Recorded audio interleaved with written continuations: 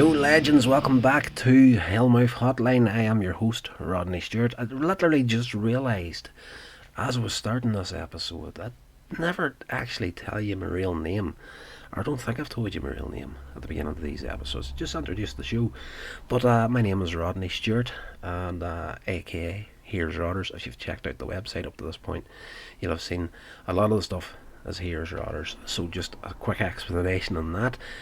Rodney Stewart. Of course, there is a very, very famous singer by the same name, and I believe there's an American footballer with the same name, and there's another, I think, two people that are doing stuff online with the same name. So it's more of a copyright thing for me, like, you know, Rod Stewart the singer. Of course, that's copyrighted to the back teeth, and that footballer, I'm pretty sure he's got a good handle on the copyright over the name itself as well. So I normally go with the Here's Rodders thing. So my name is genuinely Rodney Stewart, but yes, copyrighted to the back teeth. Just can't be bothered with all that nonsense whenever you're publishing stuff online. So it is what it is. Anyway, this episode is another little delve into the Hammer collection. This movie is Fear in the Night. Let's get into the bulk of the episode. I hope you enjoy it.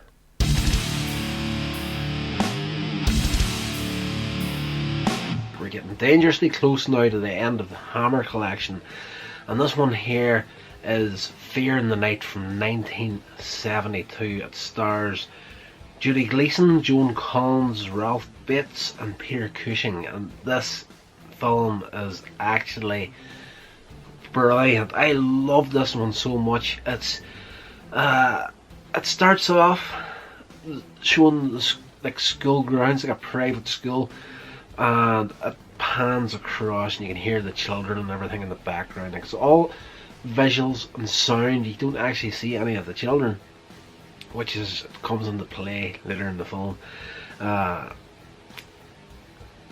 you come across, you see something that kind of throws you a little bit. That's something that, oh, this is an interesting beginning.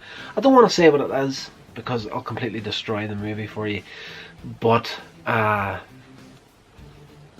slight spoiler here. This is actually the beginning of the film, is actually showing the final moments of the film, and the bulk of the movie, in fact the whole movie, is told in kind of like a flashback form leading up to that.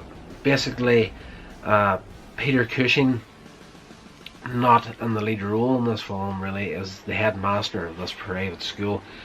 Judy Gleason is a young woman that is recovering from a mental breakdown, and she meets and marries Ralph Bates, who's a school teacher, and their plans are to move to this school for the new term, for him to take up residence there as a teacher. And Joan Collins is Peter Cushing's wife in this movie.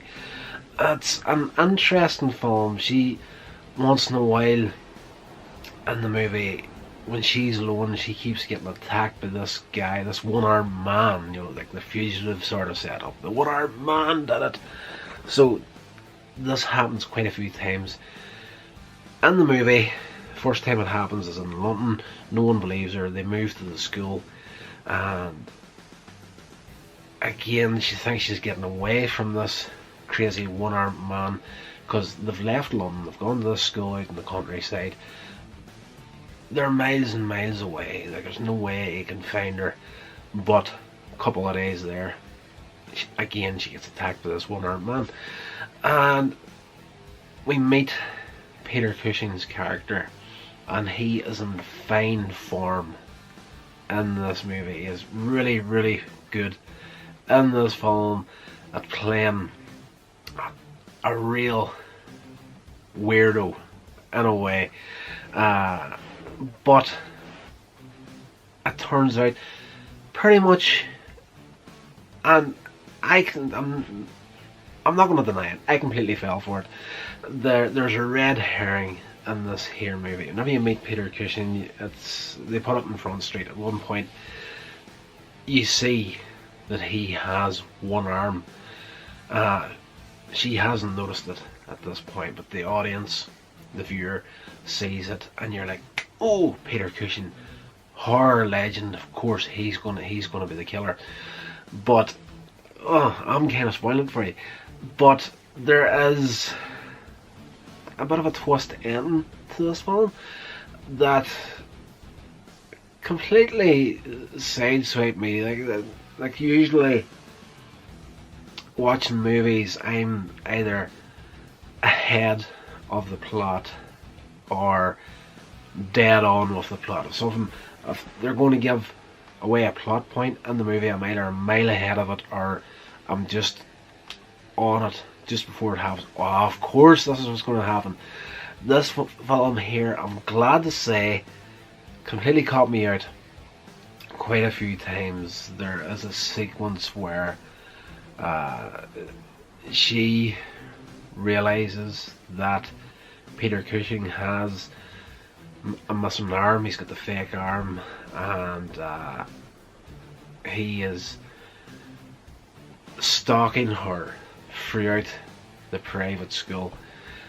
This is within the summer holiday break before the term is due to start, and you know, there's little things that pop up within the movie where she keeps hearing the sound of children laughing and class has been taken and whatnot, but then if she goes to enter the room, she's hearing this noise from the sound stops, and that's all leading you to believe it's all part of her mental state after the mental breakdown.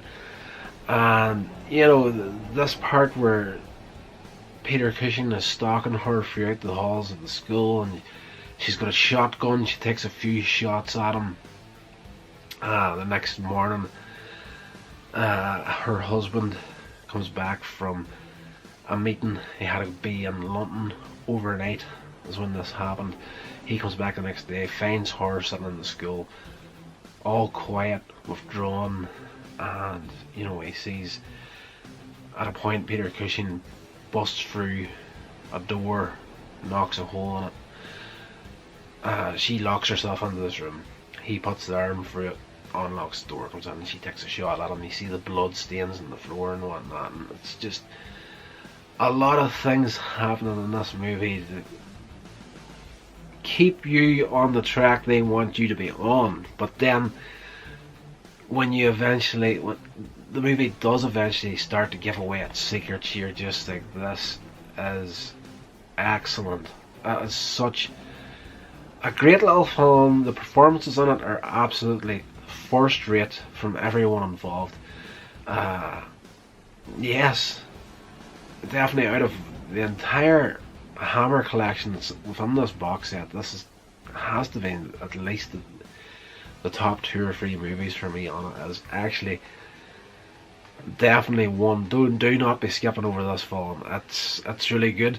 Again, like most of the Hammer movies, there's that little bit of a slow start at the beginning, but don't let that stop you. They're old movies from way back when. It's not Avengers territory action every fart's end, you know. It's just it builds its momentum at the pace it wants to be at, and successfully, for me anyway, successfully kept me in the dark till the point where they wanted to let the secrets out, and I couldn't have been happier with this little film.